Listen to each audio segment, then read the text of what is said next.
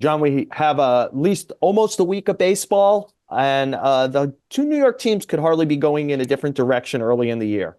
Yeah, I mean, I think this is fascinating to see the Yankees outperform and the Mets underperform. I'm not taking any sides or anything, but I think that makes for an interesting story of what is going on with the Yankees and certainly what is going on with the Mets. And we're going to get into every detail that we can about those two teams. Yes, we'll definitely deep dive both the Mets and Yankees. They're undefeated and their non-winning starts so far this season. And we'll talk to the general manager of the NL champion Arizona Diamondbacks, Mike Hazen, about Jordan Montgomery and more if you stick with us on the show with Joel Sherman and Jon Heyman.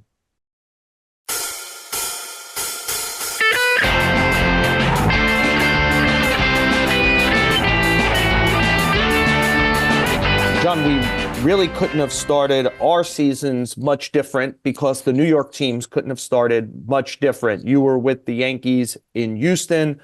They swept 4 games there. Then, as we're talking, they won their next game in Arizona. I was with the Mets over the weekend against Milwaukee. Not a good look. They lost all 3. Then they lost the 4th yesterday. I'm not sure we're going to get in a game today. It's pouring as I'm talking to you from Citi Field. John, why don't we start with the positive New York news, which is how the Yankees have gotten off here. And I think there's probably a positive answer, a singular answer to this. But if I asked you what stood out to you for 4 days in Houston in the beginning of the season, what stood out to Jon Heyman about the Yankees? Yeah, what's the obvious answer? Soto? I mean, we knew Soto was fantastic, right? Obviously their offense is going to improve. It wasn't good last year. It was surprisingly bad last year. And I mean, they look great as a team, as an offense. I mean, Judge has not been himself yet. He's really not hitting to this point. Stanton hasn't looked great. Rizzo hasn't looked great. And they're doing this largely. They got Soto. I mean, Cabrera is hot. I mean, obviously he puts a lot of work in. Maybe he's improved. And maybe he'll play a lot with LeMahieu out. But, another answer is Volpe. I mean, I wrote for 3 or 4 days about Cabrera and Soto, and I looked at the box score today, and Volpe has a 1,600 OPS, higher than both of them by far. We heard about it flatten out his swing in spring training, and, sometimes those positive spring training stories amount to nothing. But in this case, I think it's a lot, and I think he's going to be a far different player. He's not going to hit what he hit last year, about 210, 220. Not going to happen. Vastly improved offense, and at this point they look great. We'll see. It's a long season, and 5 games do not make a season. John, the last time they started 5-0, they went 6-0. You and I were on the beat. That was Buck Showalter's first year in 1992, and they finished 10 games under 500. So we know how long a season things could be. Having said that, what really stuck out to me watching it from afar was they really had become a 2-man team in recent years. As Judge and Cole went, so went the team. So when Judge got hurt, the offense, which wasn't very good anyway, kind of completely tanked. The Yankees were 23-10 when Cole started a game last year. They were 59-70 when he wasn't. Pretty obvious statement. He isn't playing for 2 months. They began the season going around the rotation once, and they were 5-0. The offense didn't die just because you pointed this out. This is maybe the worst Judge will be all season, and they still did enough.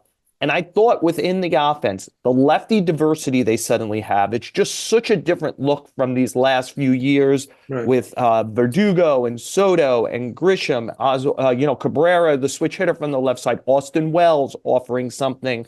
And I also thought that against Houston, who often plays baseball better than them, they move the runners over, hit the opposite field, run the bases well, defend. I thought the Yankees were better at all the little things than the Astros for the series. They defended much better than Houston, especially in clutch moments late. The most important bunt of the series was laid down by Austin Wells. The most important stolen base of the series was by Gleyber Torres.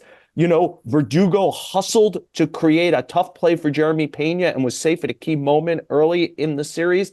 I just thought they outplayed the Astros in every way, including kind of nuance, and the brutal Yankees of the last few years, like trying to bludgeon people with just power pitching and power bats. That felt different. And if I was going to be encouraging for the next 6 months. Yeah, I don't remember the 6-0 start by Buck Showalter's team. You have a better memory than I do, but it is 5-0 now against good teams, right? Obviously, Houston was 4 games. They're going to be a good team. I mean, I'm sure the people in Houston were pretty upset. They're not used to losing lately. Arizona is going to be a good team this year. They were in the World Series last year. It's very, very impressive. And you're absolutely right. The defense was very good. They didn't make those goofy errors. Jeremy Pena made a bad error. Mashinsky, the reliever, made a bad error for Houston. They didn't play a great series. Yankees did. The one thing that stood out, I'm sorry to pick on them, but you can't get picked off when Juan Soto's up at bat, right? So Grisham made the one mistake, and I did have some Yankee, at least one Yankee teammate say to me, point that out. Like, I mean, obviously I knew that, but that's the most obvious thing for the team. Yeah. You can't be picked off with Soto up or with Judge up. You got to stay close enough to the bag that it's not happening. So they made that one mistake. That's pretty good over 36 innings in Houston, 37 innings. So, it was a great series. And also the pitching. Now, I think the question of the pitching is it going to hold up? I mean, I think these guys do have talent. So I'm not ready to make any conclusions about the pitching yet. Rodon just toughed it out. Obviously, Nestor battled it out. Stroman was really good. I thought Schmidt was good. But it's one time through the rotation. The question is the depth and the health of the pitchers. So no conclusions there, but I think we can conclude offense better, more diversified, more left-handed, all good. Yeah, it was interesting to me. And again, I watch it from afar, John. I thought one of the most important things in that series happened right away, which was Nestor Cortez gave up 4 runs before he got 4 outs in the opener. And there was a pitcher warming up, I believe Nick Birdie. And if he's out early, the weekend goes completely different, right? You got to burn your bullpen when, the time of year where you're not getting a lot out of your starters. You're trying not to go back-to-back with relievers. Cortez's ability to kind of get his act back together and actually outlast Framber Valdez in that game. He pitched longer than him, kind of put their pitching in order for the weekend, which was important. And then I'll take it one step further. Luis Gil's not in the rotation if Garrett Cole is healthy, and I'm sure that's the exchange the Yankees would want, any Yankee fan would want, but his stuff is really good. I watched the game last night. Again, can he hold it together for 130 innings this year or for whatever they'll allow him to go? I don't know, but man, that was impressive to watch. I think there's talent in that rotation. I mean, Rodon is talented too, but boy, I mean, he was in trouble all the time. It felt like he was, going max effort from the start. And he suddenly had to change his jersey after 3 innings. He sweat so much. It wasn't that hot. We were indoors. So, I do think there's still concern in that rotation. But as I said, lineup much better, makes a huge difference. They're going to score a ton of runs. I do think part of the reason that their pitchers outlasted some of these Houston guy, Hunter Brown, has great stuff, but he didn't last 5 innings. It seems like Soto's outlook and his strategy at the plate seems to have rubbed off on the other guys. Now, they're not going to be like Soto. There aren't going to be other guys in the lineup with 130 walks when we look at the end of the year. And I don't think Soto will either with Judge behind him. He probably will walk maybe 100 times, not 130, not his usual 130 times. But it does feel like the other guys are going to school on Soto, and I think that's another plus with this offense. Yeah, John, again, I'll take you back to those early 90 Yankees. I thought that when they started bringing in people like Mike Stanley and Mike Gallego, when they turned Roberto Kelly into Paul O'Neill, when they brought in Wade Boggs, they were all influential in like dragging out and grinding out at bats. It became the Yankee ethos as an offense for about 20 years. So I do think there is influence. On the bad side of offense, the Mets have scored 1 or no runs in 3 of their first 4 games. Now, I assume at some point Brandon Nimmo's going to hit, and Francisco Lindor, and Pete Alonso, and probably Jeff McNeil, but it hasn't happened early. You have a new administration up top, baseball operations, and David Stearns. You have a new manager in the dugout in Carlos Mendoza. Every team in baseball had at least 1 4-game losing streak last year. But man, it always looks worse when it's 0-4. And this it looks uninspiring and not great. I wonder what it's looked like from a distance to you, John. Well, it's 0-4 after a poor season where they won 75 games, right? So, I mean, the fans go in skeptical. They knew that it was a transition year, and, you know, they're obviously off to a bad start. Now, I cannot come on here and start trashing the Mets after I wrote 22 good things to like about the Mets. On the eve of the season, I look like a complete idiot, so I can't do that. They are better than this. I do think they are at least a 500 team.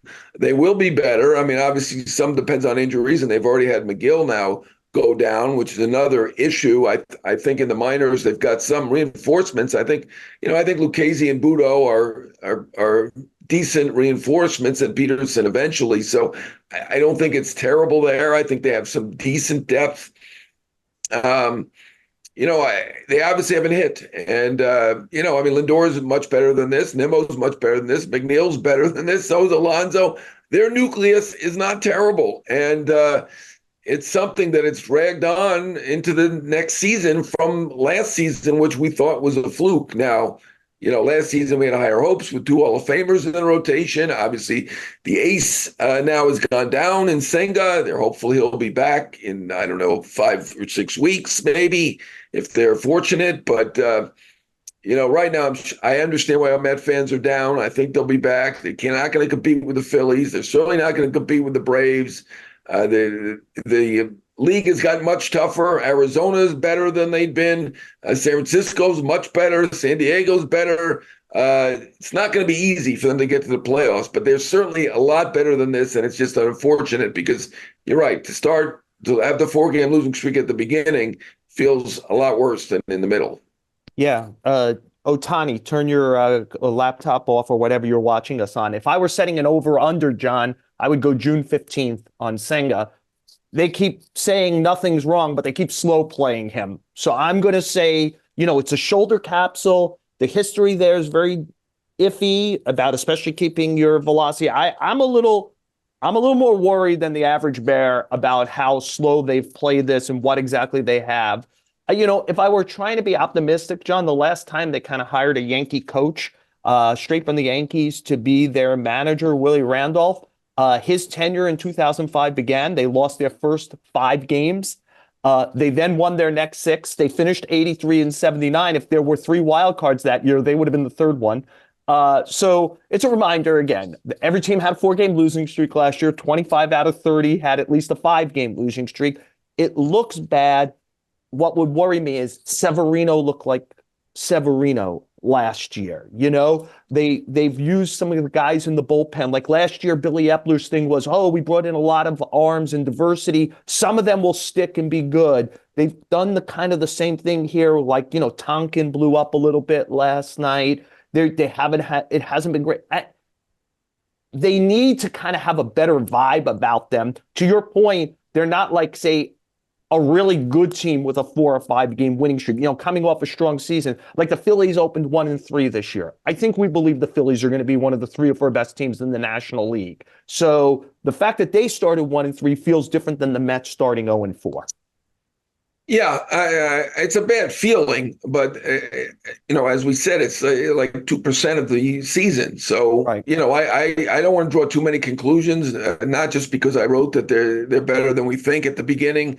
I actually do think that they're better than we think, and I do think Lindor's a great player, and Alonso's a great player, and Nimmo's a very good player, and I do believe McNeil is still a very good player. So their nucleus is not bad. JD Martinez is on the way. Their closer is back. He looked close to what he was. Sean Manaea looked great last night. Fantastic, right? As bad as Severino looked, Manaea looked good yesterday. Right. Well, their pitching has been okay, but Manaea really throwing 94, 95, getting up there when he needed to. I do think that they're a decent team. It's just an unfortunate beginning, and I get why the fans would be alarmed after the season they had last year. Yeah, and, the problem is I think we both think that there's going to be this kind of congestion for the second and third wild card in the National League, and, you're going to have to maximize out as much as possible. I'm not sure that 83, 84, 85, you might have to go higher than that to get in. So, it's only 2% of the season. Just let's just say it's a bad vibe and they need to kind of like do a U-turn sooner than later. One of those teams that we expect to be very involved in this race for a playoff spot is the team that represented the National League in the World Series last year, off of an 84-win season, them playing great in October. That's the Arizona Diamondbacks, and their general manager, Mike Hazen, joins us next on the show.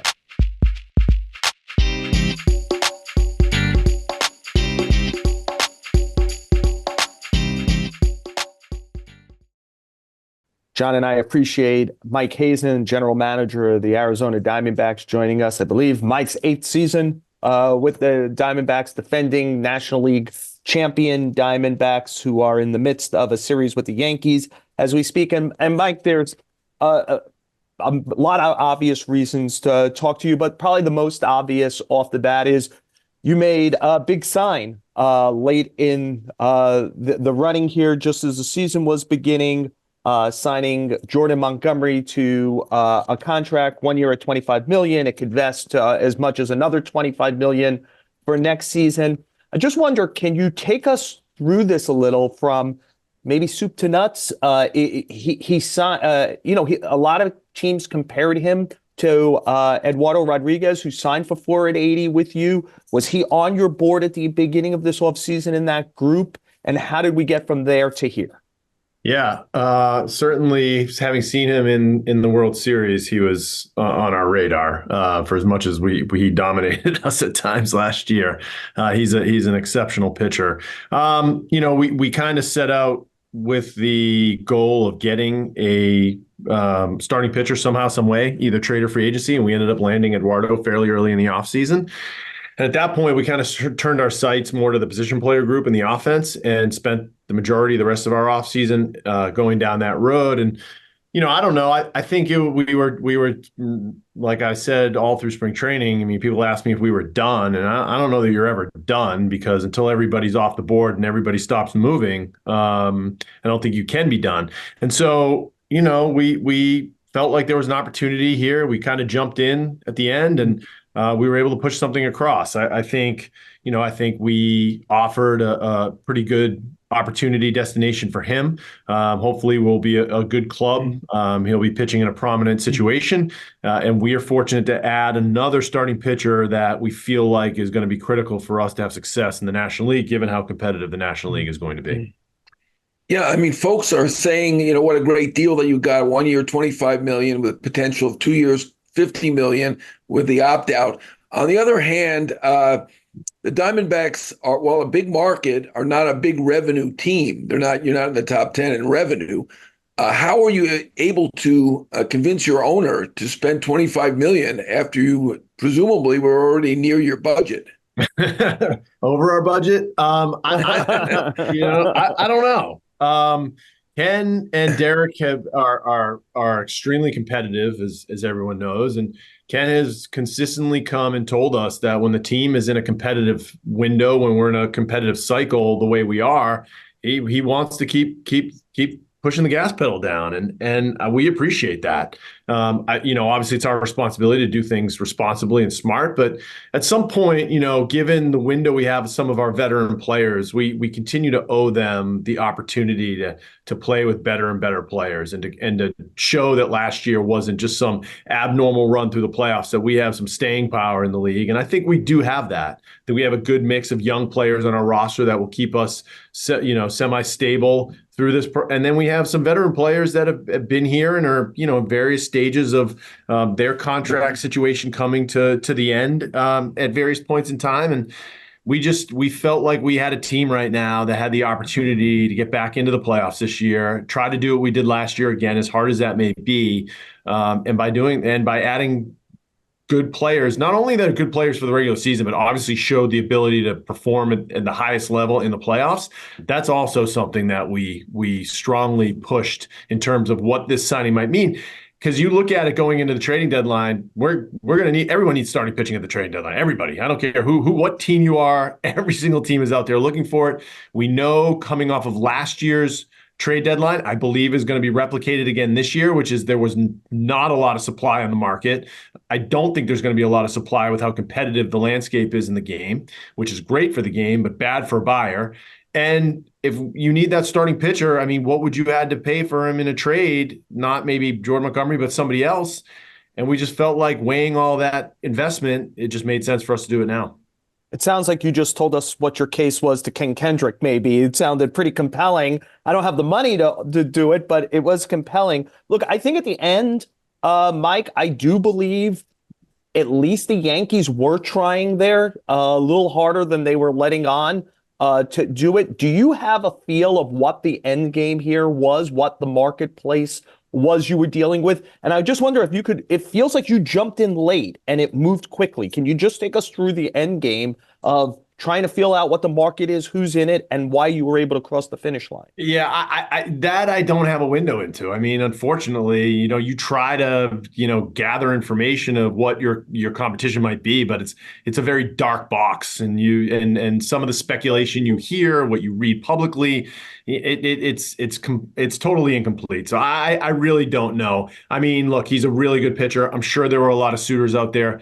I don't know where we made sense relative to others. I haven't necessarily asked him that question or talked to him about why all that went down. I'm sure in time we will have those conversations, but it all moved so fast at the end. I think opening day was probably some type of time where, the season's starting. Guys want to start playing. So we kind of felt like that was a time for us to jump in if it was going to happen. And I felt like we were pretty aggressive in terms of what we were offering. I felt like $25 million was a lot of money for us and what we've done to date. It wasn't like we went in there, limping into the race there. I felt like we at least made a competitive offer and we were going to see where it took us. And that's what happened. But I don't know who was in it. You never really do. I'm sure, but like I said, I'm sure there were different options for him to explore. I should ask you, when are Montgomery and Eduardo Rodriguez going to be ready for your rotation? Yeah, we're looking at Monty probably the middle of April, plus or minus. So he threw yesterday out to 50 pitches. He'll make a couple of rehab starts. And then I'm hoping he's going to be up and ready. Erod's doing really well. He's actually progressing pretty aggressively relative to what we thought the injury might be. And that's good. He's throwing. I don't know exactly when he's going to get off the mound, but I wouldn't anticipate it's too long. And once that happens, if that happens in relatively short order, he hasn't been down that long. And so the ramp back up shouldn't be crazy. I would hope that we're going to be seeing these guys in our rotation within both of them within, I don't know, the next month is probably semi-realistic. Jordan will definitely be in front of Erod, though. Yeah, I believe Jordan throws his first minor league game Sunday for your AAA team. If the reporting is accurate out of your group in Arizona. Mike, one of the things that came up a lot with Montgomery in the offseason is just how to value this player who, he doesn't have a ton of swing and miss like the typical guy, but yet proved he could play in the biggest market, has proved he could play on the biggest stage. He feels like one of the 30 best starters in the game. And if that's true, like you're a number one someplace, how do you value this player? Do you think of guys as number ones and twos and threes? And if so, where does he fit in how your group values a starting pitcher? Yeah, I think one of the challenges with how you describe it is kind of what the chase is for within the hyperventilating over swing and miss as being like the quality that everyone has to possess. Like you're not gonna have any players on your team, right? Like it's just our entire starting rotation that went to the World Series last year. It's not built on, this you're just generating swings and misses all over the place. Like we have guys in our rotation that really know how to pitch. We feel like Erod and Jordan fit that bill in a lot of ways too. Like they know what they're doing with the ball. They know how to work around a zone. They know how to stay away from and challenge who they're smart. I think it fits along with what I see our rotation as being fairly flat. Certainly, Zach and Merrill probably stand above in terms of what they've done, but the next two guys, and then we think Brandon Pfaadt's going to be right underneath that. I think 1 to 5, which is the key during the regular season, is every day you go out there and have a chance to win. I think these 5 guys are going to give us that chance when all's said and done. And I think where 84 wins got us into the playoffs last year and won't this year, and getting up to 87, 88 wins, which was a must for me in terms of where we're going to be standing, given where the wild card is likely to fall in the National League, and let alone whether you challenge the Dodgers or not for the division. I felt like 1 through 5, every day we went out there, we had to give ourselves the best chance we could to win. And we felt like that will happen once this rotation is out there. Yeah, I'm sure you don't look at my predictions because they're uniformly awful anyway. And I didn't have you guys in the playoffs. I had you as my last team that wasn't making the playoffs. Now with Monty, I apologize. I would have put you in the playoffs. Where do you think you stack up? I mean, to me, everyone here on the East Coast says the AL East is the best division. To me, the NL West does look like the best division. Obviously, the Dodgers are great, Giants, Padres. How do you see this division shaping up? Yeah, this division is only gotten more competitive in the last month. I still probably would defer to the AL East, quite frankly. I think the firepower in that division, it's a tough run through that division for sure. And all 5 of those teams are really, really good.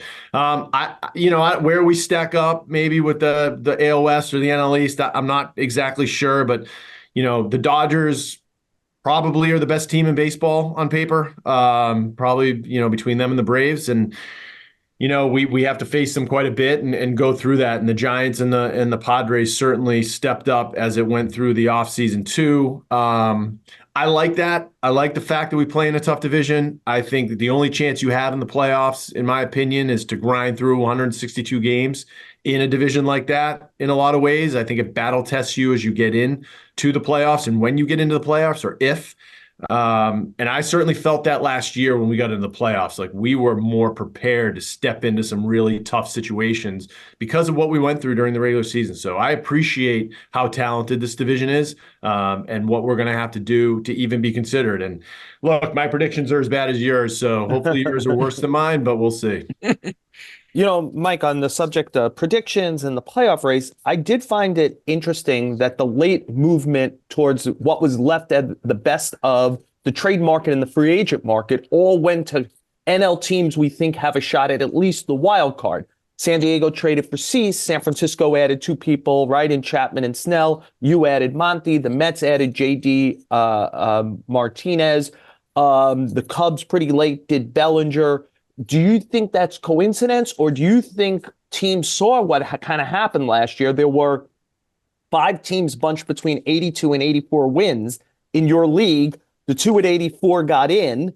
The 3 that didn't, and one of the 84 win teams, you went to the World Series, kind of like you got to get in it to win it. Do you think this was coincidence, or, hey, man, look at the Diamondbacks. When we can improve, let's improve? Yeah, I'll be honest with you. I mean, we heard it a lot throughout the course of the offseason. Like, just do what the Diamondbacks did and you have a chance to get to the World Series. My caution for teams that want to behave that way is good luck. We almost didn't get into the playoffs, right? We got in with 2 days to go, and we got in when the Reds lost to the Cardinals. And that was a razor thin edge to going between whether we were ever even going to have a chance to do what we ended up doing. I mean, that outcome certainly was on the table. I mean, the Padres were coming up right behind us, with between us, the Reds, the Marlins, and the Cubs. Like, it was chaos, and I don't want to be in that position again. What do I think? I think with the number of teams that are going to be very competitive in the NL, it may boil down to that again. Yes. Do I think that teams are pushing that envelope to get that opportunity?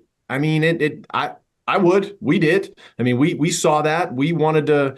We tasted that last year. We know how thin the edge is going to be, and I don't want to put us necessarily in that pool. I want to be the team that's standing above that by a couple of games and watches everybody else have to deal with that as the season winds down in the last 5 to 7 days. But yeah, the National League definitely got better as we went through the last 2 weeks of spring training.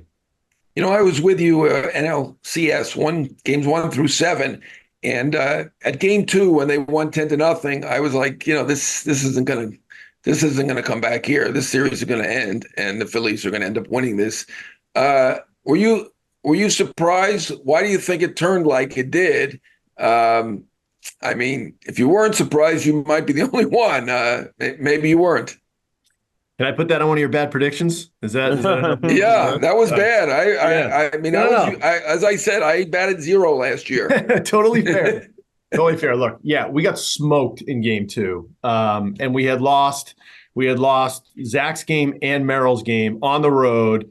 And yeah, we were in a tough spot. I think it showed some of the resiliency and the people that may say, like, look, what we did last year was a fluke. Like, that's not a fluke. It is what we did to play the caliber of baseball we did. I mean, you think about Cattell walked him off in 3, Alec Thomas hit the bomb in 4 against Kimbrel, and then to go back and win 2 in Philly. Like, I mean, that team was. I mean, no disrespect to the Rangers, they were incredible too, but that Phillies team was unreal. It felt like we couldn't. It was every time Schwarber came to the plate, I was trying to duck. No, I don't know what my prediction was at the time. Certainly coming out of there, that flight home was brutal, especially with the way we lost. But it showed a level. It's what I spoke to you about before about playing in the division that we do. Is like we went to Dodger Stadium in August and got swept in 3 games, and I think we had a lead for about 1 inning or 2 innings of that entire series, and we got trampled. And it stinks when you're going through that, but they are learning experiences, especially for young players that, hey, you could walk into another ballpark, you could get killed the way we did and still be able to regroup and come back in that series. I hope this team, the team we have now, uses that experience to our benefit as we go through the year.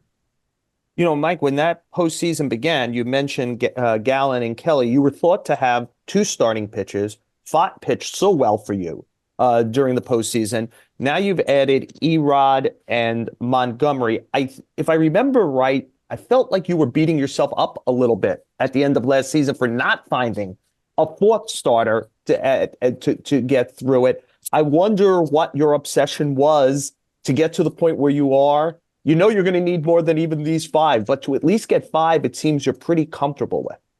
Yeah, I mean, I think I was appropriately beating myself up given what we had done going into the playoffs. I mean, look, we tried to solve all of our issues at the deadline. I'm not, we went after things, we didn't quite get things done, and it was unfortunate. And it didn't rear its head in the CS somehow. We got through game 4 of the CS, but in the World Series, that the wheels fell off in that situation. And it's unfair. I put the players in the position that I did, given what I had done. I mean, everybody that's been doing this job for as long as we have, and we'll tell you the exact same thing. I mean, you can't go anywhere without starting pitching. Your starting pitching falls apart, and you can't get started in games. You're always behind. You're fighting for your life. You put a ton of pressure on your offense, and getting good starters that can go out into the 6th or 7th inning not only does that for a game, but it also saves your bullpen. It keeps your bullpen fresh. It doesn't. You're not having to redline those guys as much as you might have to if you're constantly coming back and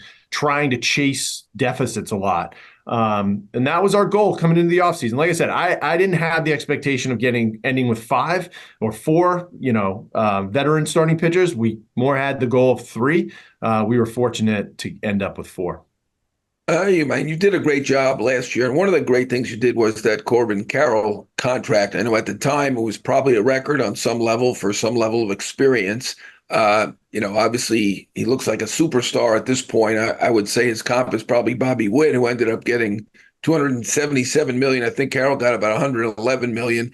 At the time when you give $111 million to a guy with no experience, is that nerve-wracking for you? And how is it now? I mean, I not too many players come back and ask for more money after they're done, and I don't suspect that he's the type to do that. But does it feel good that it looks like you got a great deal out of that?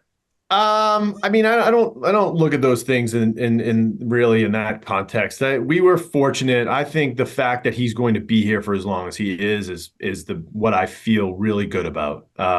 He is an exceptional player and person and one of the leaders on our team. And he came into this league and kind of took it by storm, and he backs up everything, and he's humble, and he's a great teammate. And the fact that I think the biggest thing I look back on and I'm very grateful for is that we haven't built a team that's going to be here for some period of time up until this point. He was sort of the first flag in the ground for us in terms of a guy that, between he and Cattell, but he even longer than Cattell are going to be Diamondbacks for a long time.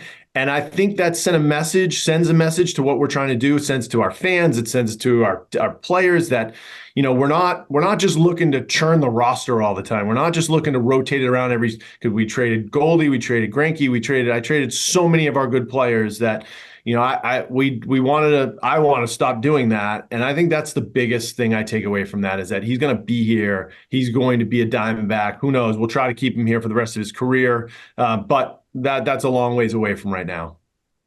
You have enough with your day job. I don't want to ask you to become an agent for someone, but I kind of want to ask you to become an agent for someone. I'm sitting at a very rainy City Field right now doing this.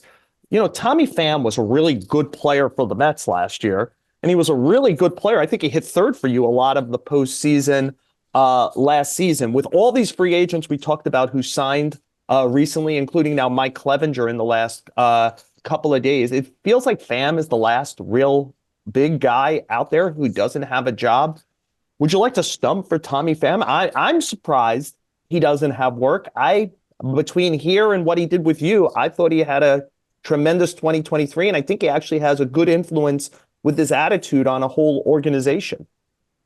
I'm not supposed to really talk about free agents. I will say this as a human being. I think Tommy Pham is a stud.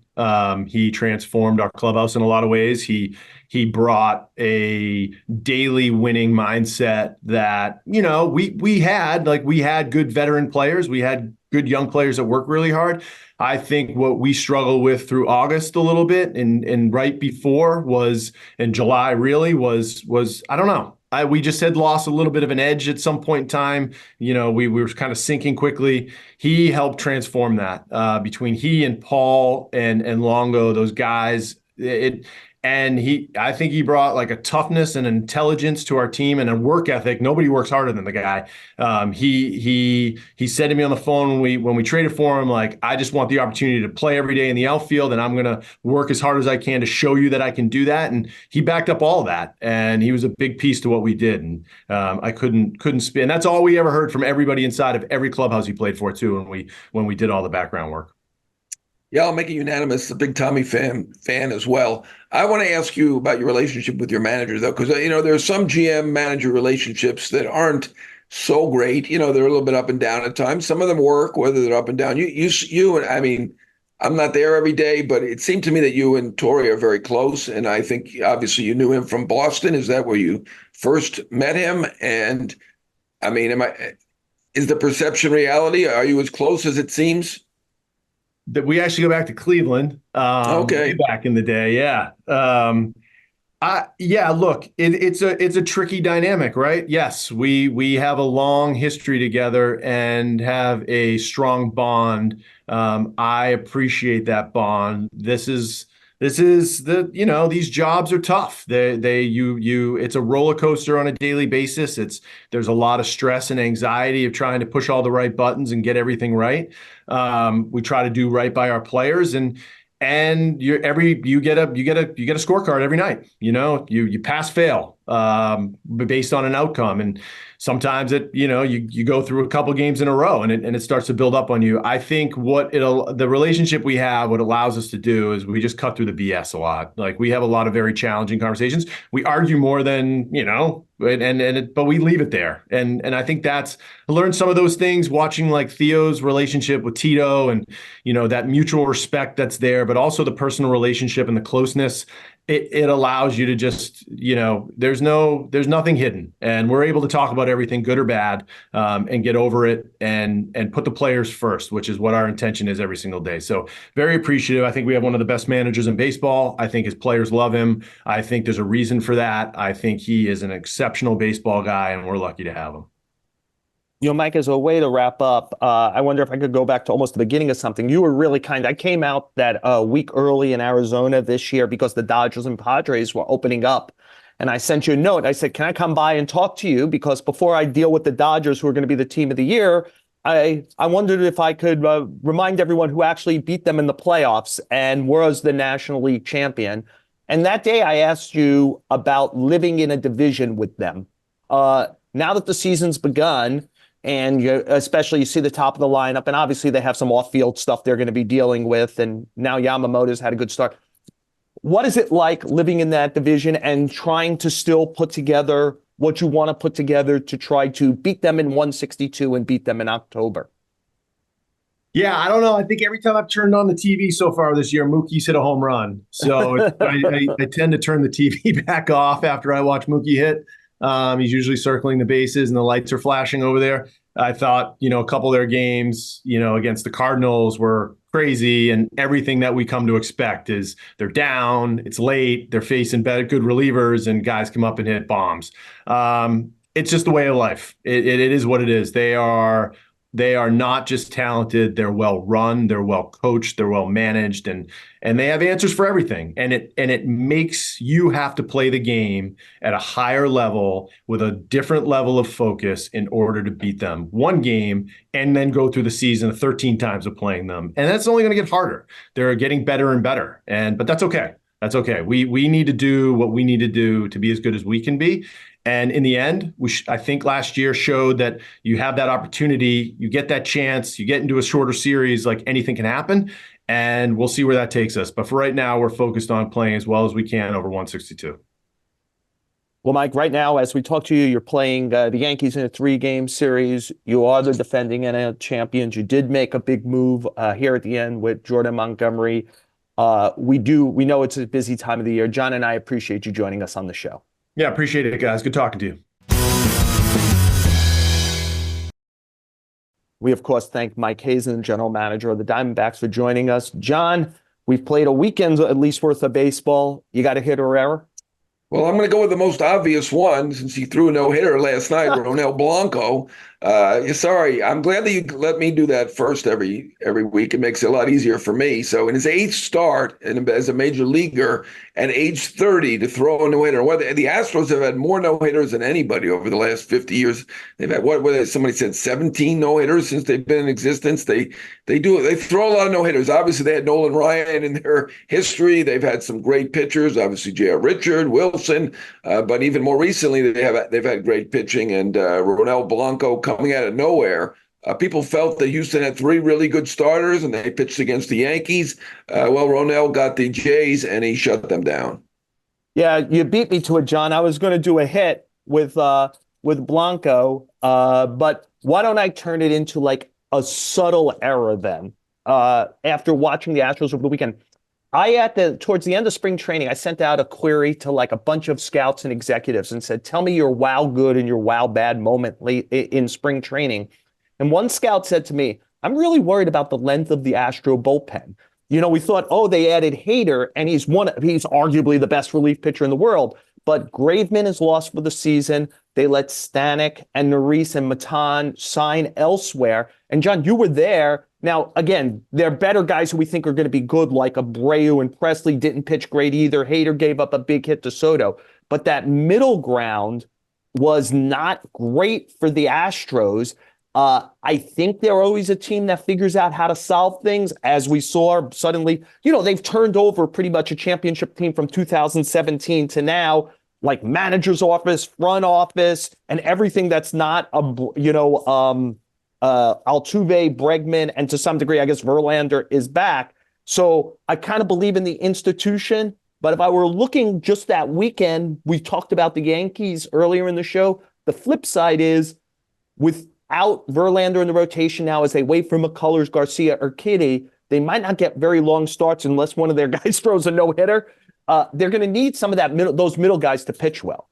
Yeah, I think this is a first week and maybe a second and maybe a third week problem where you have starters that aren't going to throw 6 innings. Once you get starters throwing 6 innings, and again, right, they have 4 very good starters who are on the IL, right? McCullers as well, and Urquidy, Garcia, Verlander, all on the IL at this point. Verlander should be back fairly soon. Urquidy not that long after him.